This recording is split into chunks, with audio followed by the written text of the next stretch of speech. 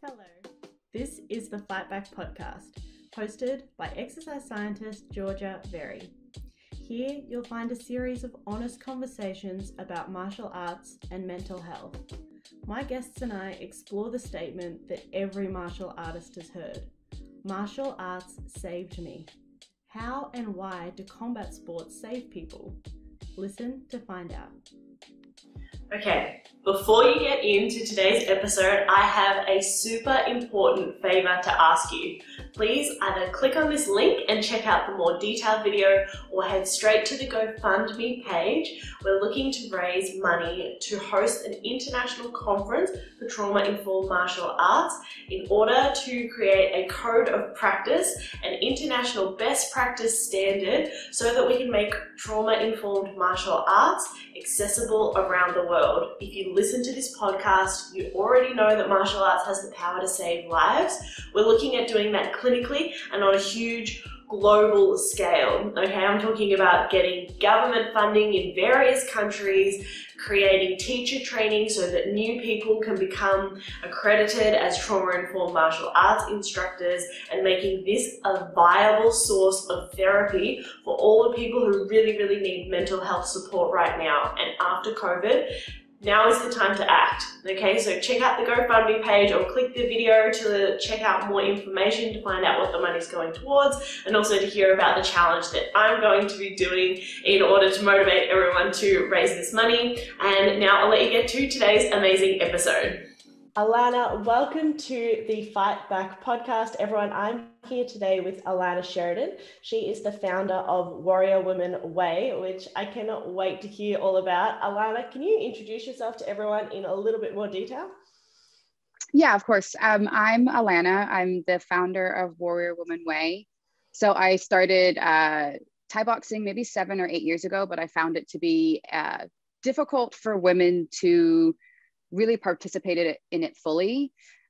So after maybe 4 years of training, I created Warrior Woman Way as an access point for women to train in a safe, female-only environment to help them build, ideally to help them build the confidence to be able to go into martial arts gyms and not just kind of fitness boutiques. So how did you get started in Muay Thai?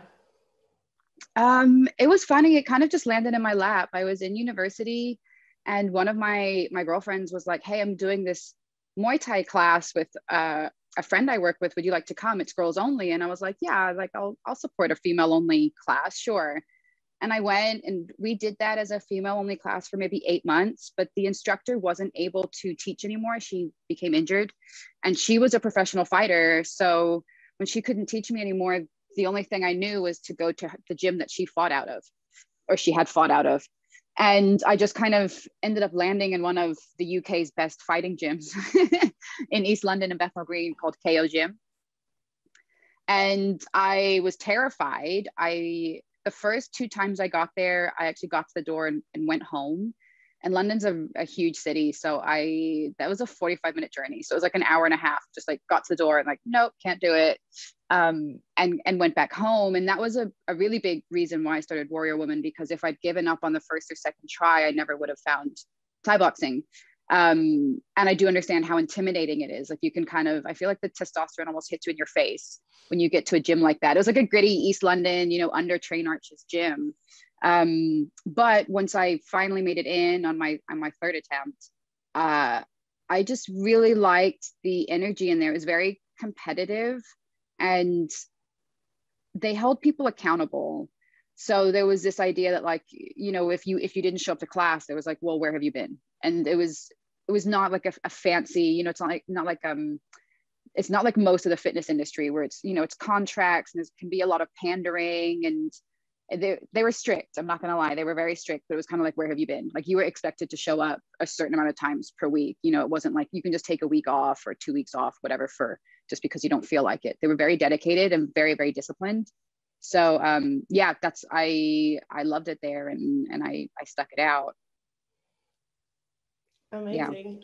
One of the things that you spoke about on your website for what prompted you to found Warrior Women Way was the impact that finding Muay Thai had on you, on your life. I'm reading into on your mental health. Can you speak more to that? That's kind of one of the key themes of this show, right? Is why people will say Muay Thai saved me or Jiu-Jitsu saved me or things like that. You hear it all the time.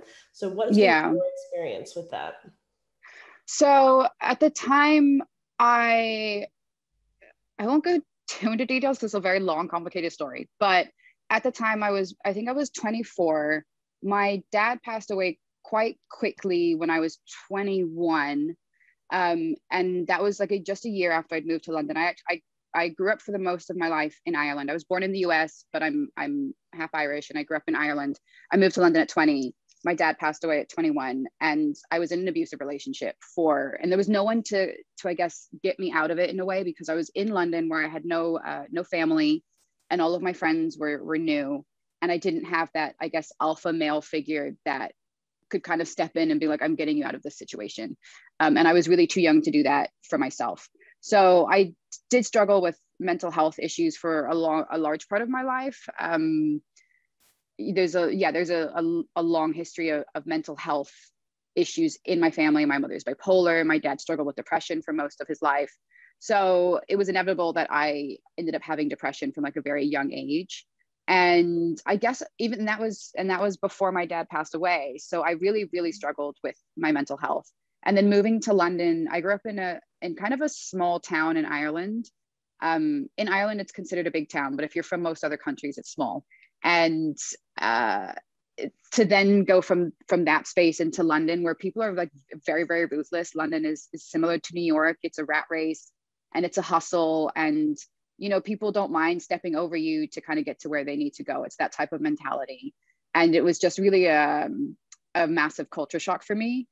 So with all of these things kind of compounding on each other, I really didn't know what to do. So the only way I was able to deal with it at the time was to be like I overworked. So I was doing a part-time degree. I was working 50 hours a week. I still had to read. did an English literature degree. So I had 3 books to read a week. I obviously had to do essays and stuff like that. And then somewhere in the middle of it, I found time to do Thaiboxing. So it was just my way of being able to deal with things, was just like to not have to think of it, to be so tired I didn't have to think, I guess. And so it was a very, very difficult time. And I had incredibly low self-esteem and self-worth issues. And having lost my parent, I was only raised by my father, not my mother. Having lost my parent, I lost that person that kind of held me to a standard and held me accountable for my actions. So no one really at that point I don't want to say no one cared, but in terms of like living my life as an adult, no one was checking in. Like, what are you doing? How are you doing? Like, what's going on? Is this the best decision for your life? And Thaiboxing first and foremost offered me that, like what I was speaking about, someone holding me accountable. Was someone was like, hey, like, why weren't you at training last week? And it just kind of felt like someone cared whether or not I showed up, other than at work, obviously, because I'm an employee, but it was like someone cared. In university, that didn't happen as much. I was in large classes in a University of London, and there wasn't this accountability. Like no one really stepped in to ask, hey, like why do you miss class, or what's going on with your grades? I was having a really, really rough time. So first and foremost, I think it was the community and accountability that Thaiboxing offered, that gym offered. And then I guess I had all of these ideas about myself, that I'm weak, or I can't do things, or I wasn't capable of things. I wasn't good enough to do things. And to be honest, when I started Thaiboxing, it was like pretty terrible. Like it took me 3 months to learn how to use a skipping rope.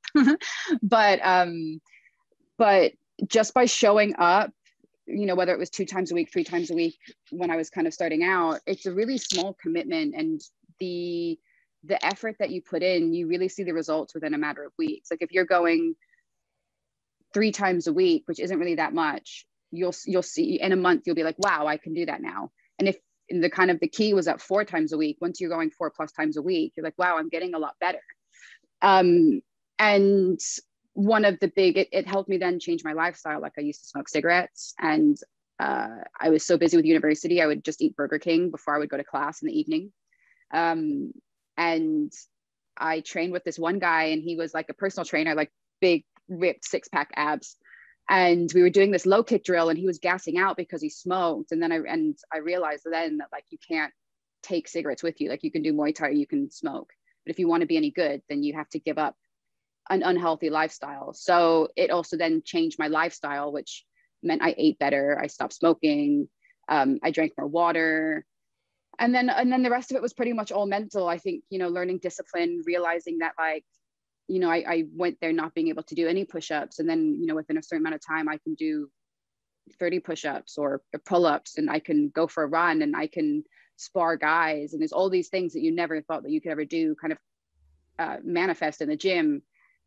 You know, it's just as long as you're consistent. And that's really all you have to do is show up, and the rest of it. And obviously you have to work hard, but yeah, a big part of it was just kind of was showing up. And I guess in a way it represented showing up for myself in a way where I was tired and I didn't always want to go, but just making that effort to do something that was just for me, that it wasn't about anybody else or anybody else's opinions. It was just something that I did for myself. It was probably the first time I'd really been doing something just for myself in a really long time. So yeah, I think that was over. And then Thai boxing traditionally is about displaying dominance. So you always want to display dominance in the ring. Like you never turn your back to someone, you know, you stand up tall and you don't really show your weakness. So like if you get low kicked, you don't let your leg buckle. You kind of have to stand strong. And it was definitely a case of fake it until you make it. So I would be in class, and my body language, I would pretend like that I'm not terrified to be in the class or whatever, you know, and that changed the way I walked. I used to walk looking down at the floor, with my, you know, avoiding eye contact with people. And just by faking it in the gym, because that's what was taught, meant that I no longer walk that way. Now I walk straight and I can look people in the eye. So it really just transformed me in so many ways. Like I could go on forever. And that's why I have like modules in Warrior Woman where it's like, okay, this module is based on self-belief. It's like the philosophies behind martial arts that are really important, that you just don't get if you're going to like a box fit or a kickboxing fit class. Yeah, I love that segue. Let's talk about Warrior Women Way and how you've integrated all those things that you've learned and probably some more things into the modules. What kind of things do you teach in the program? So I move around with a few different pieces. One of them would be like an easy one is nutrition, because it's such a big part of being a martial artist, regardless of whether you choose to compete or not. You know, your body is something that needs good fuel. So I do the basics of nutrition. A lot of people don't know how to properly read food labels. They don't understand how much sugar is in things. They don't understand how detrimental certain foods or processed foods can be in the long run. So there's like, I take it from very basics, and other ones we can dive quite deep. They're based on principles that they're just one word principles. So it'd be like courage, belief, humility, patience, respect, discipline, to name a few. So belief, we dive into belief systems and what we believe about ourselves and the things that kind of get in our way. Like I believe I should be, you know, I should become an accountant because that's what my mom wants me to be, when they actually wanted to be a dancer. And it can be deep work. And I think sometimes people aren't always prepared for it, because I guess they haven't really been open to that. And it doesn't seem like martial arts forces you to go that way. I guess people without that experience of true martial arts is they don't associate the two, but that's kind of what you're forced to do in a Thai boxing gym, in the gym I was in, where it was like they constantly reiterated, like, if you don't believe in yourself, if you don't believe you can win, then don't get in the ring. You have to believe in yourself when you're taking on a competition. You have to believe in yourself. And it was constant. And it wasn't like this deep spiritual or philosophical thing. It was to the gym I was in, it was logical. It's like, why would you get in the ring if you think you're going to lose? It doesn't make any sense. You know what I mean? So I work around those principles and I flesh them out with group work and written exercises. Some of them you share with others if you're willing. And it starts with a basic discussion over a few things that we would cover surrounding belief or courage or humility. And then we work with written exercises and partner exercises and just questions to help people really get thinking. Another one I really love is I have people do, I've had to adapt my workshops because of the pandemic.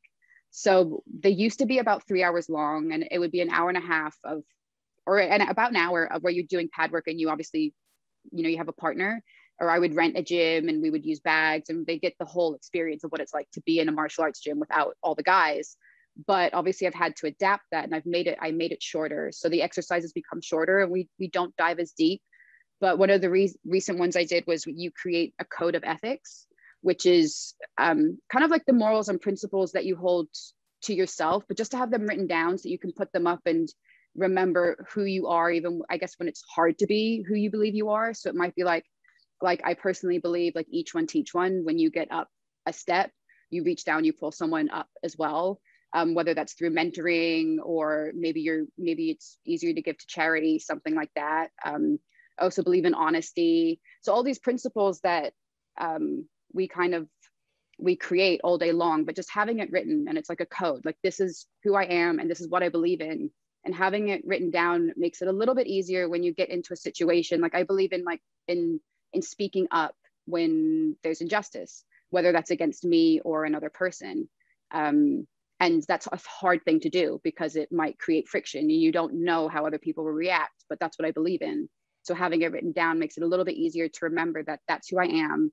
And when that situation occurs, even when it's hard, I will do my best to be that person.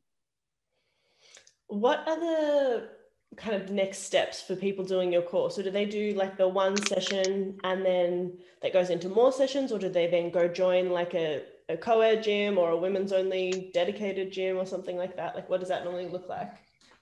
Ideally, the way it's functioned in the past. So I've only been in LA for about a year, and most of that has been the pandemic. So I had my model has shifted a little bit, but the old model was I ran workshops ideally every month, 2 months, 3 months. And sometimes it's just a fun space for women to engage in martial arts, to make connections, and to just feel free. I think it's a really freeing experience to just be able to kick and punch. And I teach women how to hit hard with 100% of their body weight. A lot of instructors don't teach women properly. And this was another one of the big reasons why I started Warrior Woman is, some instructors will just teach women how to punch from their chest, and they're not using their full body, and women aren't confident, and they think that they can't generate any power, when actually that's absolutely untrue. And you can teach someone to do that in about 15 minutes if you're really good at it. So that's what I focus on. And sometimes it is just the experience of having someone come into class and they just get to experience the power in their body. And if that's enough for them, then that's enough. Ideally, my vision is that they come to the workshops regularly, and that eventually they build the confidence to go into a real martial arts gym. That's what I would hope for anyone who comes to the workshops. But I understand that it's not for everyone. Some women are older, they don't want to do that. Some people are too busy, they don't want to do that. That's fine. But for people who do, I want them to understand. I want to be able to give them enough that they do go to the door and they're able to get inside the door. And and so sometimes I'll even offer, like, if you're interested in a martial arts gym, like, let me know, I'll go with you. Even if it's not a martial art, I do, because I understand that that's really, really hard to get in the door. And if they get a small percentage of what I got from Thaiboxing, from their martial art, then, like, that's really what the goal of Warrior Woman is that women are more confident in their bodies, and more confident to do things that they're afraid to do. So yeah, that's where it was before. Now it's moving towards, I'm going to start online classes in the spring, and just having like a shadow boxing and fitness class, because fitness is a part of self-defense as well. Overall fitness, just having the strength in your ankles and your joints, and having a bit of flexibility and taking care of your body. And then I'll run the discussions separately monthly for those that are interested, and kind of expand it from there. And hopefully, I'm in LA, so it's been pretty strict, but it seems like gyms will be opening up in the next couple of months, at least a small capacity. So hopefully I'll be able to do in-person workshops monthly as well. Yeah, we really feel for you guys over there not being able to do anything at the moment. But online Yeah. classes, they do work better than you think. I've been teaching online for quite a while now, and a Oh, lot of really? my Okay. clients are still doing online classes, even though everything's open here in Australia, because they like being Okay. able to do it from home and, you know, being in a really safe environment and the amount of time that it saves. Yeah. So there are some pros always to, you know, two sides to every coin. What are some of the transformations that you've seen from women in your program? Um, One of my favorites was, so when I was in, it's funny because my age groups are different. In the UK, they were close to my age, maybe a little bit older, but I would probably say it was like 20, probably like university age, moving up to maybe 35. Mm-hmm. And that was who I normally work with. And then in the US, they tend to be a little bit older. But I trained this one girl. She was only 14 when I started working with her, and she'd done a little bit of Thai boxing before. She had a Thai boxing coach, but she was incredibly intelligent as well. So she had this, like, the way that she would analyze all of these things and ask questions. She was really on the ball with it, and I eventually was able to work with her enough that she was able to have her first interclub, and she went in and got in the ring for her first fight, and I cornered her, and she lost a bunch of weight. And when I moved, I wasn't working with her anymore, but that was like a really special moment because Thai boxing became that thing for her, that like that peace in her life in a strange way, even though it's not a very necessarily peaceful sport, but it's that big part of your life that where it really just changes you and you don't want to let go of it. So I think that was probably one of the most important transformations I've had. Sometimes I've worked with women who've had male coaches where they're striking where they might have had experience, but their striking hasn't been developed properly because a lot of men don't develop that properly in women. So I worked with one woman, and she was a mother, and she had gotten her son to start training Thai boxing too. But her son was really good, and he was strong, and he was bigger than her. She was very small, and I worked with her a lot. And eventually, she was able. I would have them spar together. Sometimes her son would separately. We would do like a separate session, or her son would join, and they would train with each other, and that was pretty fun because she was able to actually give him way more than she had when I started working with her. And then my other one was one girl that I worked with, and when she first started coming to Warrior Woman, she did not like running, hated it, couldn't run for the bus, hated fitness, just didn't really want to do anything. Was interested in martial arts and self-defense, but she was Muslim, and it's difficult to train with hijab. A lot of gyms just don't really understand. They're not able, and for her, and she also for religious reasons couldn't work very closely with men. So she really needed a place where she could work closely with women and not have men involved, which is actually how I started my Thai boxing classes, because it was aimed at Muslim women. So that was very, very strictly no men. It wasn't like, men could even be around. So I started with her, and I worked with her probably a year and a half before I moved out here. And she messaged me recently, and she's running now. Like, she goes for runs. She does like 5-kilometer runs now. And it was just amazing to see that like transformation of someone who's really, really committed, that Thai boxing is the thing that helps them commit to themselves. I mean, it could be any sport in a way, but for me, it was Thai boxing, and to be able to share that with other people, where Thai boxing and that attitude and a lot of the mentality and the mindsets that I try to bring into the work helps them to make these kind of permanent lifestyle changes that also affect, mind and body. So I had some good stuff. Yeah, those are amazing stories. And I love that, people are making permanent change too at the end of it. Like, in the fitness industry, that's that's the hardest thing, right? Especially is when Yeah. you're no longer working with someone one-on-one, that somebody's continuing to, you know, instill some of the theories, like just the concepts that you worked with. It doesn't matter necessarily if they're doing like Muay Thai specifically or not, but that they're actually still making a behavior change is something that's really difficult to achieve. And I think, yeah, when you fall in love with something or you relearn something, obviously you've made big differences. Yeah. What, yeah, it's been amazing. What's next for you? It's pretty tough over in LA for, I'm guessing, competing and everything like that. Are you now focusing more on being in that coach role, that mentor role, or are you still working as an athlete? So both. I'm trying to, the pandemic has definitely given me a massive lesson in patience and cultivating peace in my life, which is, I would say, one of the few downsides to sports like Thai boxing. Like, Thai boxers have no quit, especially in London. There is a difference in the way that the Thai boxing gyms are run out here, but there can be an attitude, and perhaps because it's a very heavily male dominated space, it is this kind of like, the work is never enough.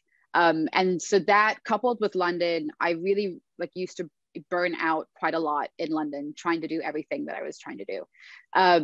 And so now I'm here and I'm trying to do things differently. So I do intend to compete. I haven't competed in 2 years.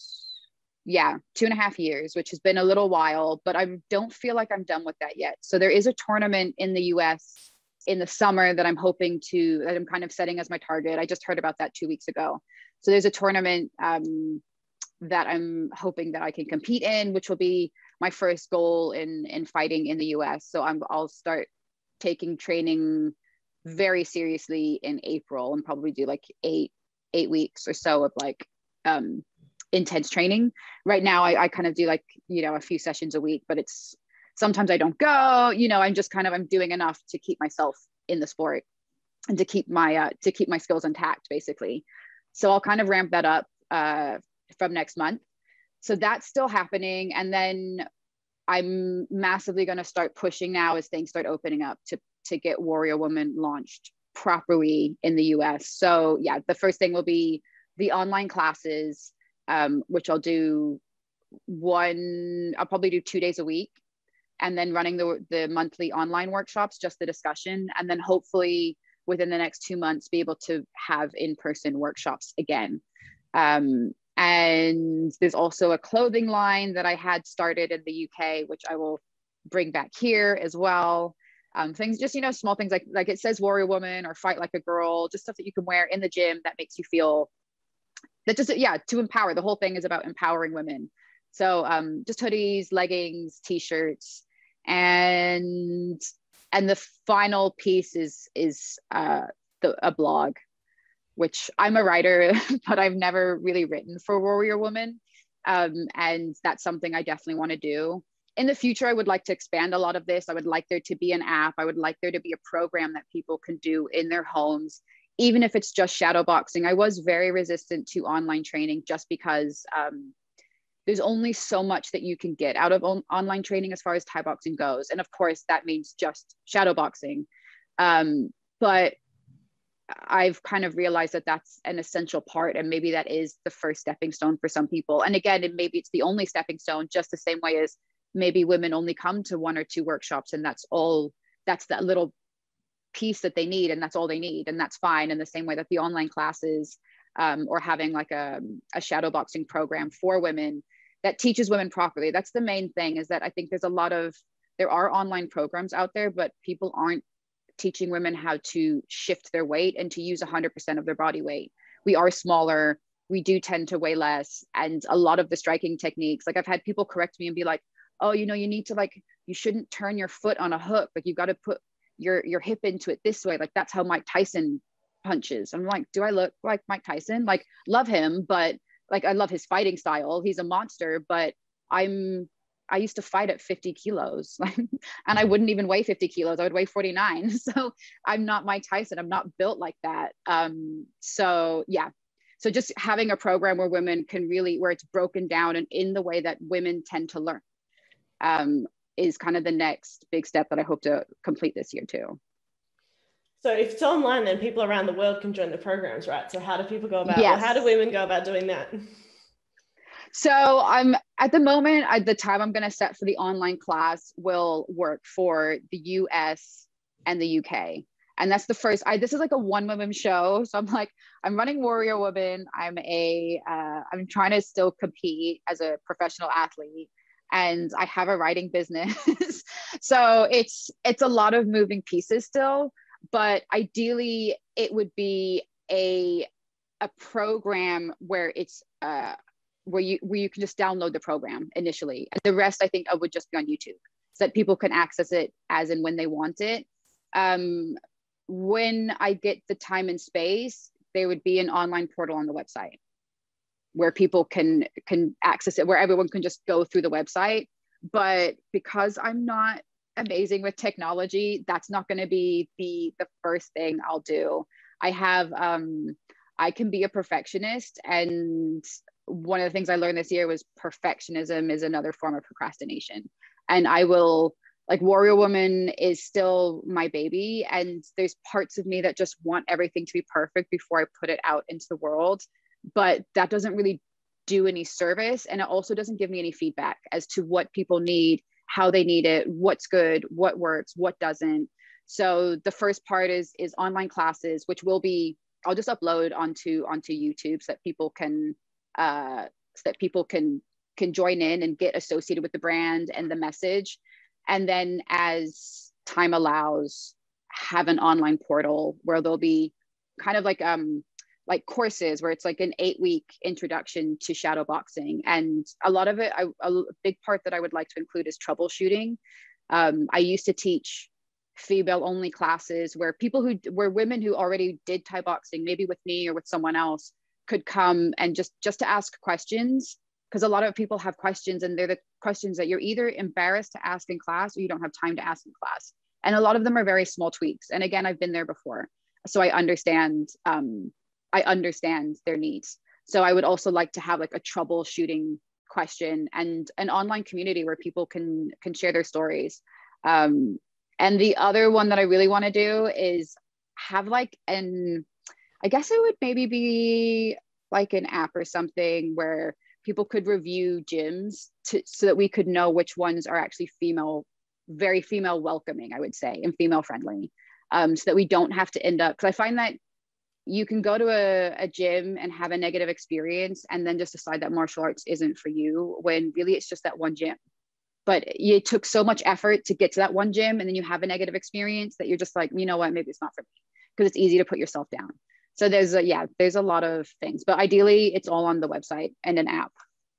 I think with a forum like that, definitely should try and tee up with Emma Thomas from Under the Ropes and Sylvie Von Douglas. They're two female in Thailand, and they have a blog about there's a forum which has which gyms in Thailand are more female friendly and what people have gone to and experiences. So it'd be cool if that became like an international one, kind of piggybacking onto that. I'm imagining, a future world where people still travel to Thailand to train and stuff like that. Yes. Yeah, that would be really, hopefully.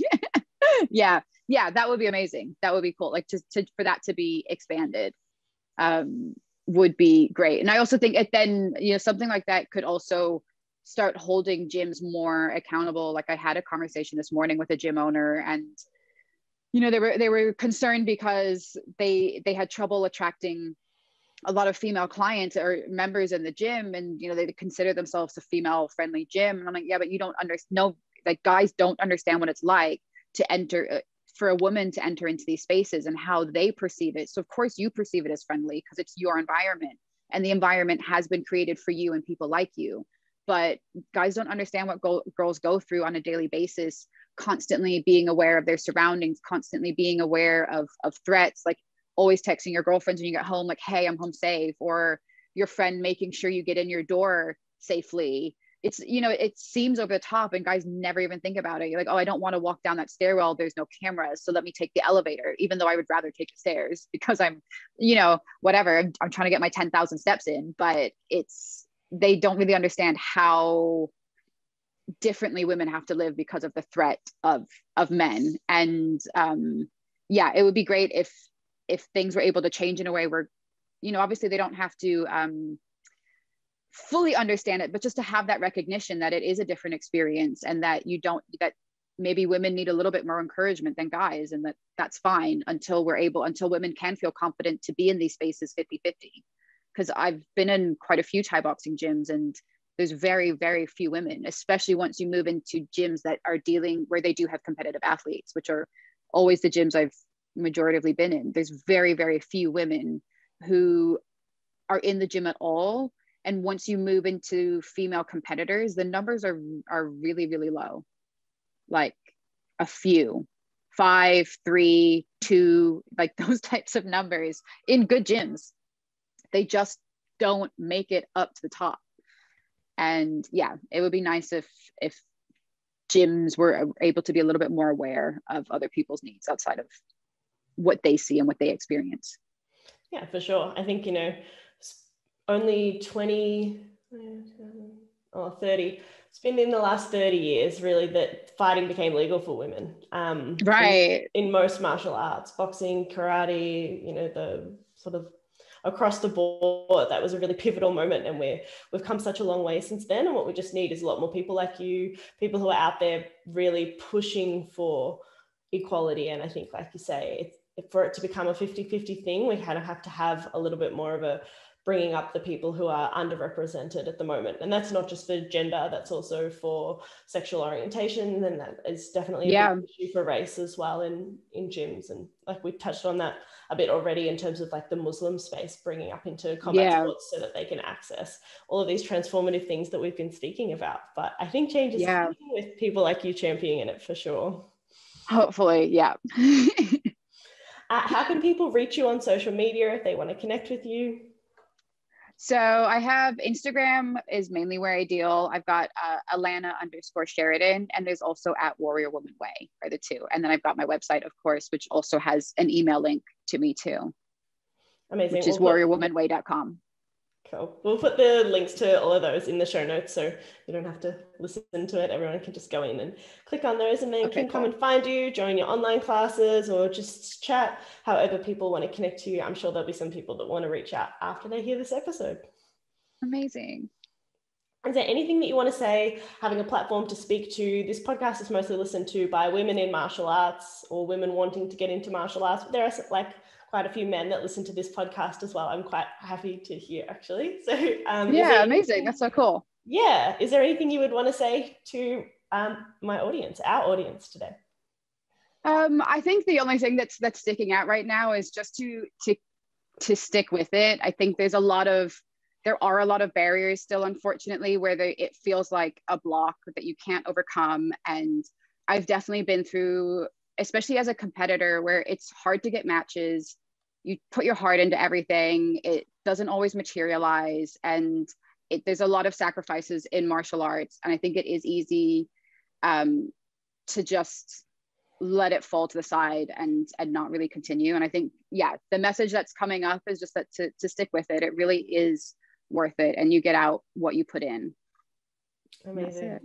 All right, everybody, keep that. Go to one class this week if you were thinking about not going or something like that. Just something little thing that you can do or that is, accessible to you at the moment with COVID being the way that it is. But thank you so much for coming on the show, Alanna. It's been a really great conversation. Thank you so much for having me. No worries. Have you thought of something to be grateful for today? What was it? I'm grateful for the amazing women that train with me at the Fight Back Project. I'm grateful for Nari and the beautiful song Shape Me heard at the beginning and end of every episode. And I'm grateful for you for listening to this show and helping martial arts keep saving lives. So thank you from the bottom of my heart. If you'd like to leave me a review to help more people find the show, that's a bonus.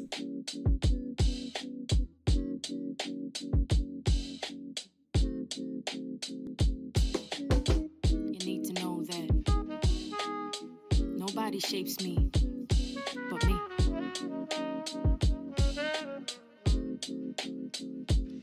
Don't gotta tell you what my name is, I don't gotta explain it. Walk in the room, hear a boom erupting like I'm famous. I'm here shedding shells, I'm shameless. I fear nothing, no complacence. Walk too many tight ropes with no hope, so I became this poster they hold over all the heads of trauma holders. You don't need to know my history, I move boulders. Atlas shrug, cause I lifted the weight above his shoulders. No pretense of defense, move first like chess soldiers. This goes deeper than empowerment, cause I'm the one that power it. Physical meets mental, challenge me to keep devouring. If I can't change the scenery, at least I change perspectives. No longer isolated, but elevated and selective. Darkest places become beautiful spaces. This is where rage meets patience, meets power meets gracious. Meets, we're so glad you came and the feeling is contagious. When you the walking impact of intended bad intentions. When you the manifesting of collecting all they tensions. You the soul and body, hold it all and still remember. But I'm a work in progress, testament to all contenders. Forgot what it was like to have control over self. Forgot what it was like to be the one in charge. Forgot in my reflection I could see all my wealth. Forgot that with my bare hands I break all these bars, barriers and obstacles. They can't cage me, they can't chronicle all my experiences and reduce them to appearances. When I was truly beaten, gave myself clearances to fall down, mess up, and get myself back up. I'm not looking for clovers cause I don't believe in luck. Damn, you were badass, I heard them say it clearly. Why thank you very much, I know now I'm not weary of what's next for me. Cause I expect to see growth like I was planted, watered, fed, and bloomed to be. The positivity and accountability, knowing they won't step if I'm the agent of my agency. I think I found my voice again, huh? I think I found my voice again, huh? I'm not sorry, you're the end where I begin. Boundaries, I know them well. Take a breath and meditate. Who is she? I know her well. Now I get to open gates. 1, 2, 1, 2. I don't need your permission. And if you get uncomfortable, then use your intuition to know that I won't stay where respect is ever missing. And everything I do, that's me making decisions. It's truly underrated, the value of self-worth. Forgot that I was rich from the moment of my birth. A penny for my thoughts, no really, you can't afford it. You cannot buy my story, rewrite it, or record it. You cannot buy my story, rewrite it, or record it, huh?